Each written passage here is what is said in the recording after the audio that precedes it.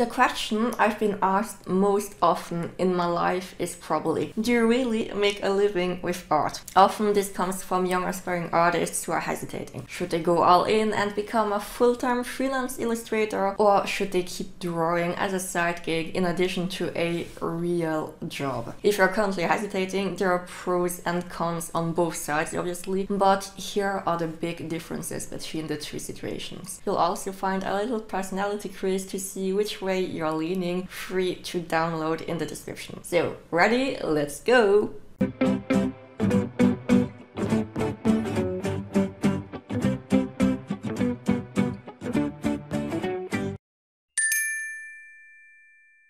First of all, I think the most important thing to consider is your character. More specifically, what is your level of tolerance to risk and the unknown? As a freelance artist, especially in the beginning, you will face all the hazards of entrepreneurship. Unpredictable income, not knowing what product will work, constantly innovating to find new ideas, and running a whole business with administration, accountancy, and looking for clients in addition to illustration.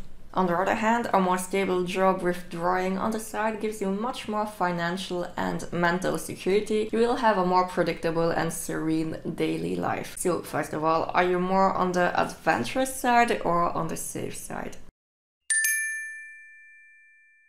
In theory, when you're your own boss, you can create whatever you like. I sincerely think that as a freelance artist, having experienced it myself and having discussed it with other freelance illustrators, that you will probably most definitely have a phase where you will lose your passion and your creativity. Because you put pressure on yourself to make a living with art, you draw what sells better rather than what you truly like, and you accept projects that are not necessarily motivating because you have to make ends meet or because you don't have an established clientele yet. But really, don't worry, we all find our way back to our passion and get even more creative after a little while of doubting and testing, because yeah, that's just part of the process. With illustration as a hobby or complementary activity, creativity remains much more spontaneous because you don't have all the imperatives of I must produce and sell. Which is amazing because you're able to keep on creating just for the sheer pleasure of creating whenever and however it feels good, when you're inspired, and people will feel that happiness in your artwork.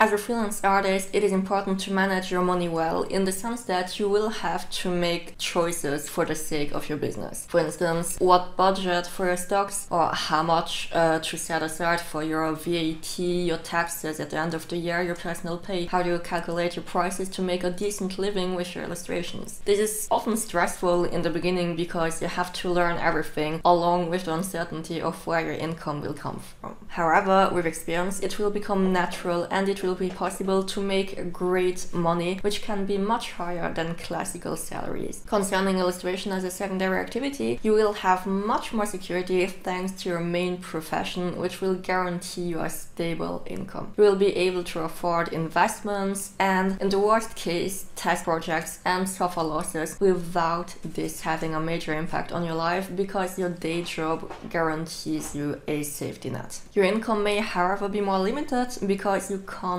invest the same amount of time and work as someone working full-time, but you can earn a nice additional salary, considering, for example, that some creators can easily sell for 1,000 euros in a weekend at Artist Alley. Obviously, when you are full-time, you manage your time and your projects as you wish. You decide on your own hours, which is already a great advantage for scheduling your work and projects according to your productivity zones. Another advantage is the flexibility, especially for client meetings, events, convention trips, spontaneous meetings, and to just put your heart and soul into any project that comes to mind and that you want to try. After that, because drawing is our passion and what we love to do, to, or because we sometimes have 3,000 projects to manage because we are too creative, it can very often happen that we work many more hours than if we were salaried. On the other hand, being an illustrator with a full-time day job can restrict your opportunities more, and you will evolve at a slower pace. Unless you get granted some time off work, it will be more difficult to arrange meetings with other professionals who have the same office hours as you, for instance, for interviews or events and drawing classes in schools or businesses, and real-time communication will also be impacted as you can't make phone calls under your boss's nose. Most of your creative work will therefore often be limited to evenings and weekends if you're not tired or have a family and household commitments. I have often been told that good health is essential to being self-employed. I don't know how it works in other countries, but in Luxembourg the system could be better, let's say. A few years ago I asked for a 5-day sick leave when my tendinitis got worse and I couldn't move my right hand anymore. And I didn't get any money, but the amount that was supposed to cover my work absence was simply deducted from my monthly taxes 2 or 3 months later by the health fund. So overall, if you get sick, no one will do the work for you. You're not even sure to get paid anything, and it's better to have some good savings aside. On the contrary, when you're employed, you still get paid through rest, and that's really one of the big benefits. In the manga convention business, your professional papers will sometimes be a burden because you will be asked to take a professional booth, which can be quite expensive, and where you will also have to sell a lot to get the investment back before you can actually make any money. On the other hand, you'll have many advantages offers with other professionals in the industry, for example, printers with a loyalty system and bulk discounts, or percentages and private sales in art shops, or VAT deduction on intra-community sales, and that will save you a lot of money on that side. As an amateur artist, you can get your convention booths at much more decent rates, which allows you to make money faster with your sales. On the other hand, I've also seen some conventions like the French Japan Expo put a ceiling on the prices of your products, or you will also have to sign a declaration that you don't make commercial sales exceeding a certain figure to avoid fraudulent people who make too many undeclared sales.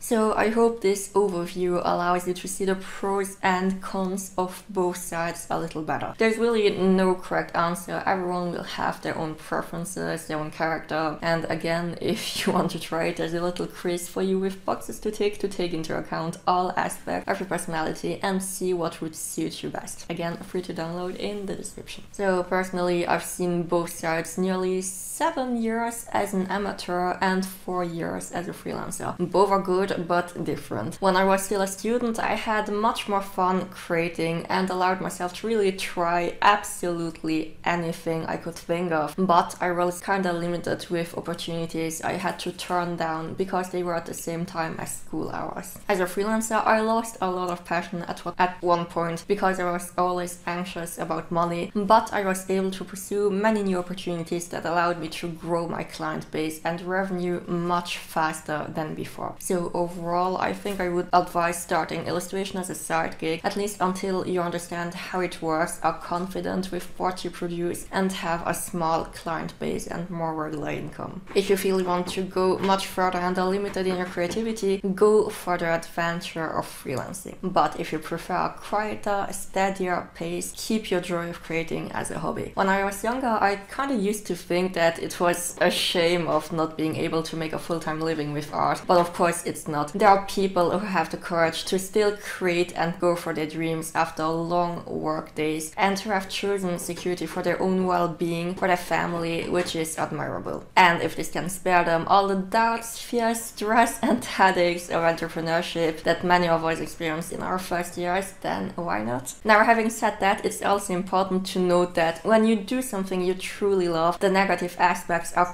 quickly relegated to the back burner because you just can't help to keep going and give it your all, no matter the hardships. Personally, I will never regret my decision to become a freelancer, if only for the joy of getting up when I want to and not having to answer to anyone. That's just my rabbit watching over me to make sure I'm doing my job properly. Chamallow, coucou, comment ça va?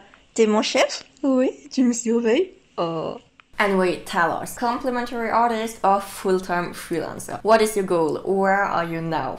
I hope this episode has helped you see things more clearly, and if it has, please consider subscribing for more creative advice to help you move from art to business every Tuesday at 6 p.m. Whether you just want to try it out as a side activity next to your studies or your current job, or whether you want to go all in with illustration, you have this passion inside of you for a reason, and your work can make other people happy. So just try, you can do it.